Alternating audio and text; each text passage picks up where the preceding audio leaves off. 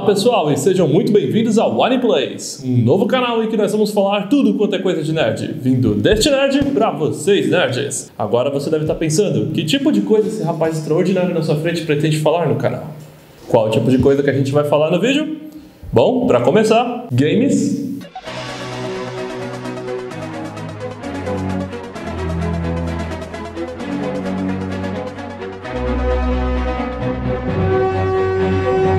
filmes,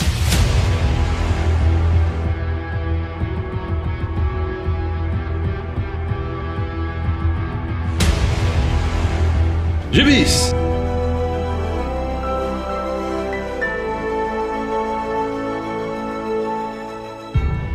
e desenhos animados.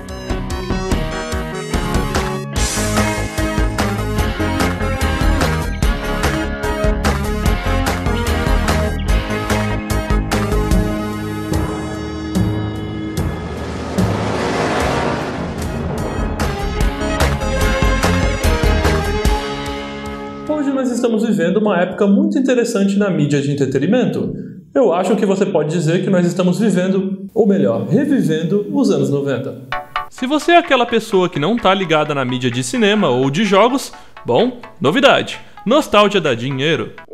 Toda grande companhia de cinema e mídia interativa está numa longa fase de reviver o que era bom na infância, ressuscitando vários shows e personagens antigos e muitas vezes deixando eles de cara nova para a geração de hoje. Mas você já parou para reparar o que todos eles têm em comum? Não? Bom, todos eles têm pelo menos alguma influência que veio dos anos 80. De animações da televisão como DuckTales e as Tartarugas Ninjas, até claras inspirações da época como Stranger Things ou Gravity Falls, por exemplo.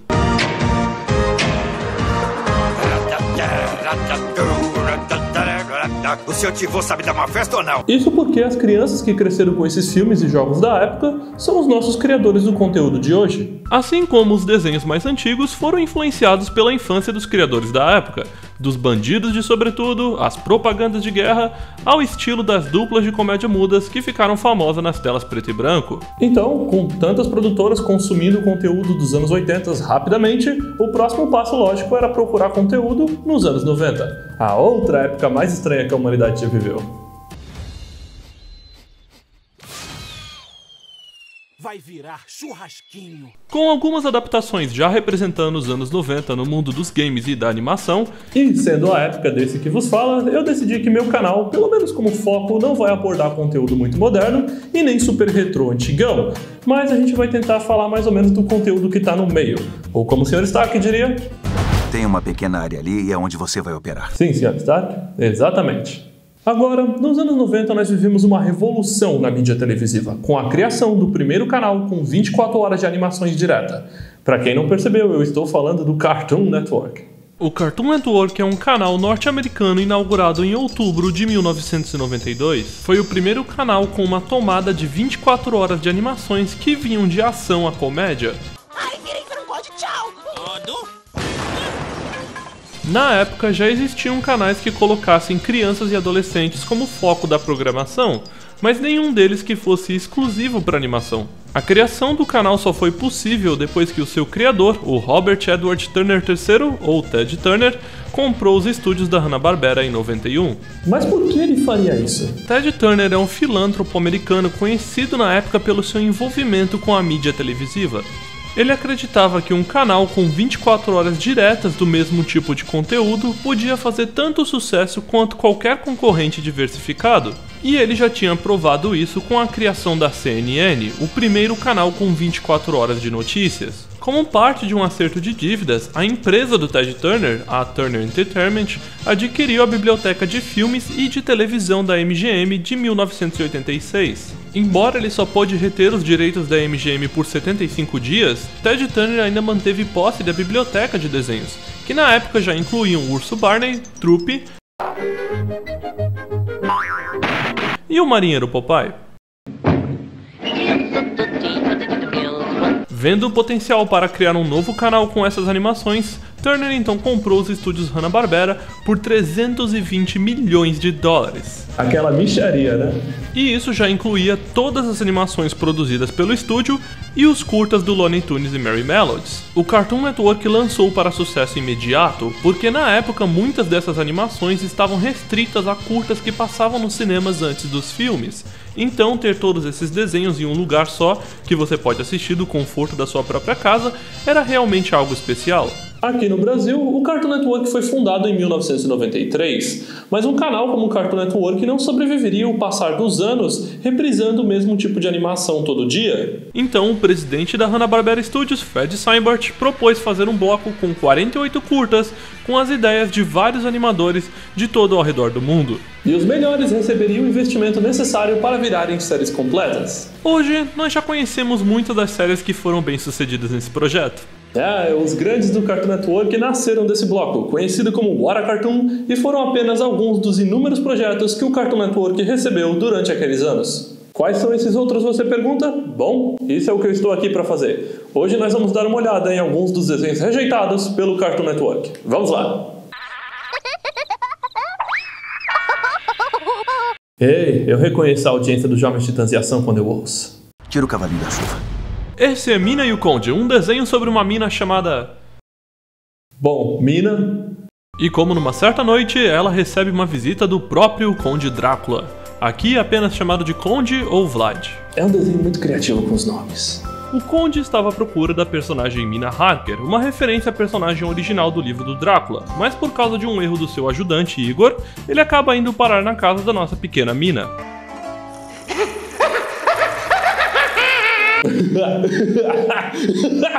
O cachorro. Do que você tá rindo? Gato idiota. E é claro, quando ele descobre o erro, a pequena Mina acorda e adivinha?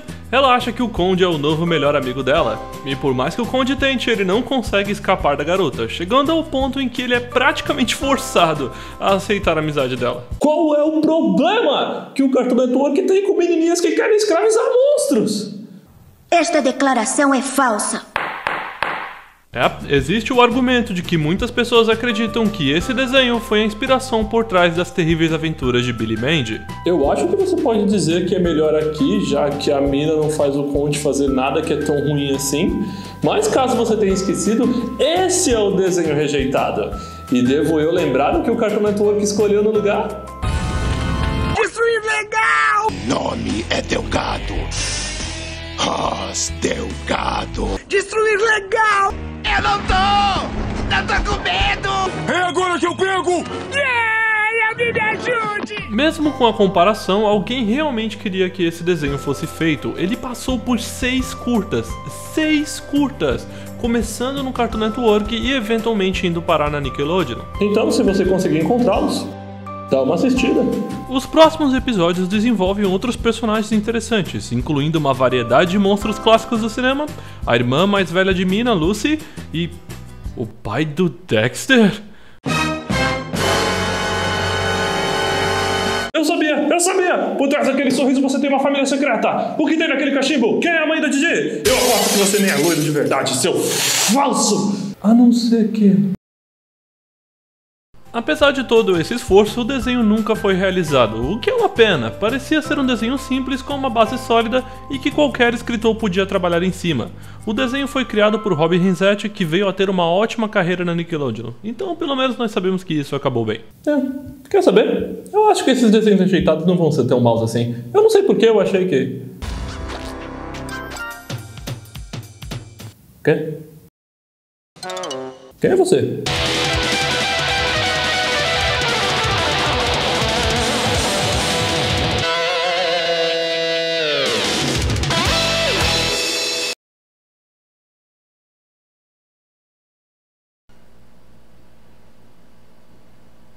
Este é Shake Flick, um desenho produzido em 1995, um curta que mostra a incessante batalha entre um cachorro e uma pulga, com o cachorro sendo um poodle francês com graça e amor pelas artes refinadas, e a pulga sendo... bom, esse cara aí.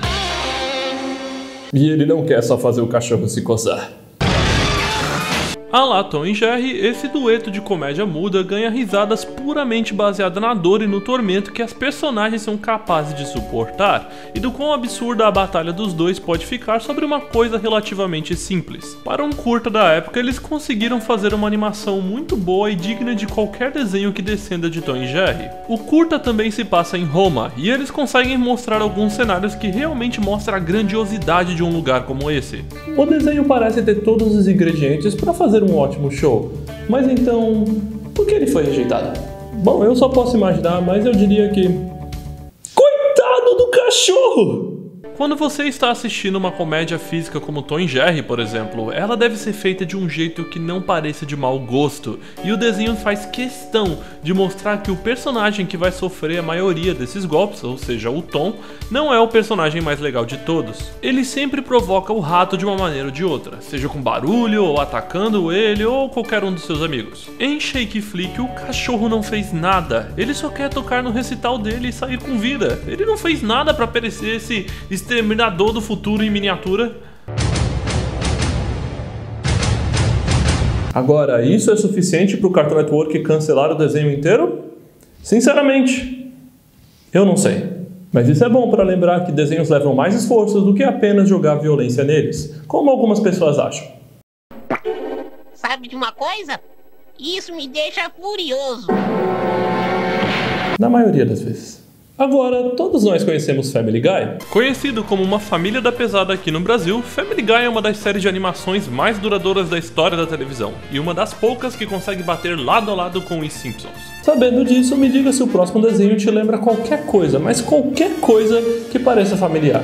Escuta aqui, você tem que me tirar daqui, caso contrário vou me pôr para dormir, está entendendo? E você será indiretamente responsável pela consequente eutanásia. Nada? Por que você não pensa um pouco enquanto segura uma granada?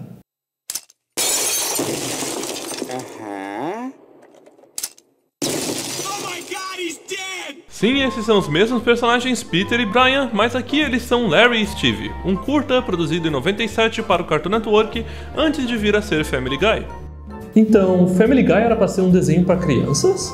O projeto para o Family Guy como conhecemos hoje já existia em 95, quando o criador do desenho, Seth MacFarlane, estava estudando animação. Ele criou um pequeno curta chamado A Vida de Larry, um filme de tese que foi apresentado na escola. Impressionados com seu trabalho, seus professores mandaram o curta para os estúdios Hanna-Barbera, que então contrataram Seth para que ele pudesse criar uma nova sequência no bloco What a Cartoon. Essa sequência foi Larry e Steve, a história de como um cachorro super inteligente chamado Steve vai parar nas mãos de Larry, um adulto não tão inteligente assim. Porque aparentemente não importa o quão idiota o Larry seja, ele é o único que consegue entender o que o Steve fala. Se isso é um elogio ou um insulto contra a inteligência dele, você decide. Isso que eu pensei. Então, com um desenho como Family Guy nas mãos, como foi que o Cartoon Network deixou passar um desenho como esse? Bom, o curto original que Seth tinha feito para o colégio tinha um senso de humor cínico e adulto, quer dizer que tinha palavrões, consumismo e sátira da cultura popular. Muitas crianças, principalmente na época, não iam entender e nem se interessar por esse tipo de conteúdo. Por causa disso, no curta do Cartoon Network, eles empregaram um pouco mais de comédia rápida e um pouco mais de atitude positiva no Larry e no Steve. Mas, mesmo com essas mudanças, a essência do desenho ainda era de um desenho adulto. Com algumas piadas sendo um pouco mais arriscadas do que a televisão estava acostumada a passar na época. Como se sente, Esteves? Como minha mãe se sentiu com aquela horrível tempestade. Tempestade? Qual? Quando se afogou. Mas ei, existem shows infantis que fazem esse tipo de piadas também, certo? E quanto aos Animaniacs da vida, os Pink e os Cérebros e a vida moderna de Rocco? Bom, verdade. Esses são todos shows que tinham muitas piadas adultas e passavam na televisão infantil. Mas o motivo que esses shows terem deslizado por baixo do radar era que 1. Eles foram criados por nomes que já eram conhecidos na mídia, e 2. Eles eram desenhos infantis primeiro. Sim, Animaniacs e a vida moderna de Rocco tem uma série de inuendos e segundas intenções, mas ainda é um desenho infantil primeiro. Quando eles perceberam o conteúdo que o desenho tinha passado escondido, provavelmente já era tarde demais, era parte da identidade desses desenhos. E eles provavelmente já tinham ganhado muito dinheiro pra falar qualquer coisa. Neo e Steve, por mais engraçado que seja, ainda parece um desenho adulto tentando se passar como um desenho para crianças, e não o contrário. Sendo contatado diretamente e sabendo das origens do curta, o Cartoon Network provavelmente já tinha uma vigia prestando muito mais atenção nesse curta do que nos outros. E o que é uma pena. Eu não sou exatamente o maior fã de Family Guy que existe por aí, principalmente das últimas temporadas. Enquanto na minha opinião é muito fácil você se dedicar a um público como adultos ou crianças, é muito mais difícil e admirável quando um show consegue se dedicar aos dois. Eu não sei se eu teria amado Larry e Steve, mas eu com certeza teria assistido. E é uma pena que sua vida como desenho infantil tenha sido tão... Rising up, back on the street. Did my time, took my chances. Vai, cai fora. Tá bom. Vamos ver se fica direito. Uou, alguém tentou copiar o estilo de Dudu e Edu. Ou será que foi o contrário? Esse é Kitchen Casanova, a história sobre o nosso pequeno Casanova tentando preparar o jantar perfeito para sua namorada Doris. Porém, nosso Casanova se distrai com facilidade, e além de se meter em desastres o tempo todo, ele não tem tempo de dar comida pro cachorro. Mas... dá comida pro cachorro! Sua estranha fusão do Edu com uma cenoura. Bom, essas foram pelo menos 3 das 10 regras da televisão que nunca devem ser quebradas. Mas ele não tem tempo a perder porque a sua amada Doris finalmente chega para o jantar. Olá? Olá! Olá. E aparentemente ela tem toque.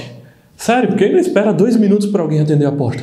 E de novo, nosso herói é distraído mais uma vez pelo encontro com a sua amada e acaba queimando o jantar. E o carro dela?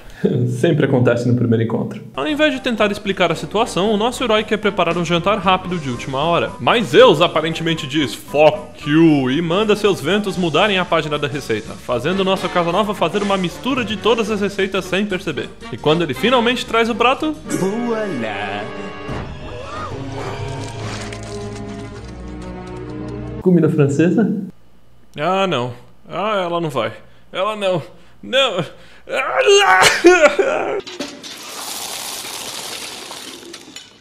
Merci, Gaston. E se você acha que não tem como ficar pior?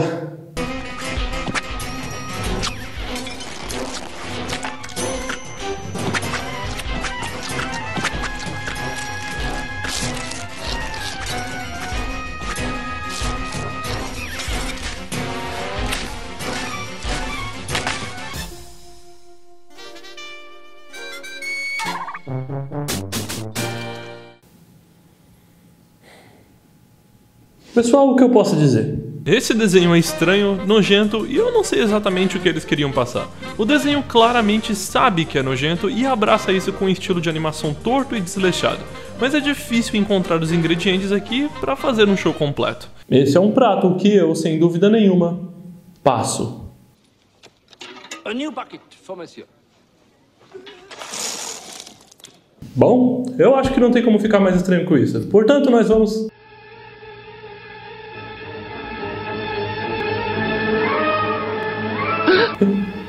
What are you looking at? Nada, eu só... You filthy! Uou, pega leve, cara. Look at yourselves, why don't you? It is unto yourselves you should be looking! My soul is on fire! Espera, para.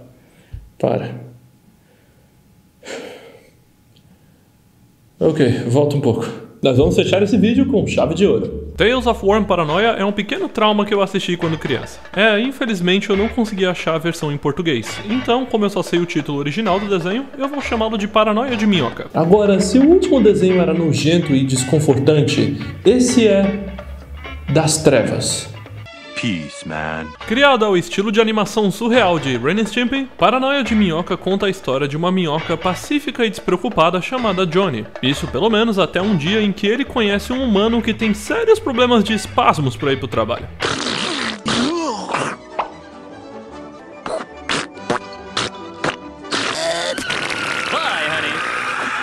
Depois dessa tragédia, a minhoca fica...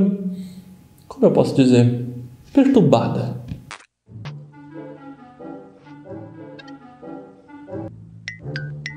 Acabou?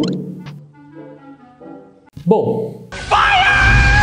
Daí o curta detalha como pensamentos genocidas tomam conta do personagem, conforme ele vai lentamente perdendo a sanidade. Devagar, mas sempre, a minhoca formula um plano para se vingar do humano, derramando um vidro de ácido no ouvido.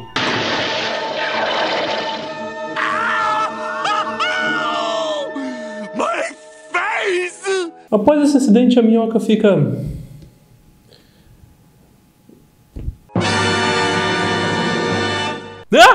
Envergonhado pelos seus atos, a minhoca decide se redimir com o humano, e mesmo esta sendo a versão em inglês, eu lembro claramente da voz e do dialeto da minhoca enquanto ela tenta se desculpar com o humano. Mas é claro que o humano, nem sabendo que a minhoca existe, sai pra trabalhar do mesmo jeito e começa tudo de novo. Final feliz. O curta foi criado por Ed Fitzgerald, um cartunista que escreveu a maioria dos episódios da série do Beetlejuice e também produziu Freakazoid ao lado do próprio Spielberg. Outras contribuições incluem Ren & Stimpy, As Terríveis Aventuras de Billy Mandy e até mesmo King of the Hill. Com um currículo desse, já dá pra perceber que com a experiência desse cara, esse desenho começa a fazer mais sentido. Embora eu tenha que admitir que eu acho esse curta muito engraçado hoje e entendi o que eles queriam passar, eu acho que eu sei porque o Cartoon Network rejeitou esse desenho. Porque dá medo! Dá medo, dá medo, dá medo, medo, medo, medo! Embora o Cartoon Network tenha shows que usem animação surreal para causar medo, tem uma pequena diferença entre esse desenho e, digamos, Coragem o Cão Covarde. Aqui, o Coragem quer salvar os donos, ele é o herói, humilde, relutante e sempre tenta ajudar aqueles que ele conhece. Aqui... o nosso personagem principal é homicida! Você não sabe até onde o psicológico desse cara pode ir. E você não quer descobrir. E eu não sei se as crianças, nem mesmo de hoje, conseguem entender um desejo de vingança tão forte. Em resumo, é cheio de cenas perturbadoras, imagens assustadoras e intenções malignas. Mesmo que não tenha sido intencional, essas cenas fizeram com que esse curta rastejasse na ignorância pelo resto dos seus dias. Bom, pessoal, esses foram alguns dos desenhos rejeitados pelo Cartoon Network. Lembrando que esses foram apenas 5 curtas de dezenas que o Cartoon Network recebeu naquela época. Aprendemos alguma coisa? A maioria desses desenhos foi rejeitado com bom motivo, e mesmo que você tenha gostado de um, geralmente quer dizer que outro alguém investiu naquela ideia. Mas mais importante, os desenhos rejeitados mostram todo o trabalho e dedicação que vai na criação do desenho. Só porque desenhos são para crianças, não quer dizer que eles tenham sido feitos por crianças. Muito esforço e criatividade vai para cada um. E por mais que o Cartoon Network tenha caído em armadilhas de mesmice uma vez aqui ou ali, esses desenhos e essa criatividade que nos mostram que há variedade de conteúdo que fazem a gente apreciar os que fizeram sucesso. Então, se você gostou do vídeo, deixe o seu suporte. E talvez no futuro nós possamos voltar e dar mais uma olhada em alguns desenhos esquecidos. Você assistiu ao One Place, o que vem desse nerd para vocês nerds. Até a próxima!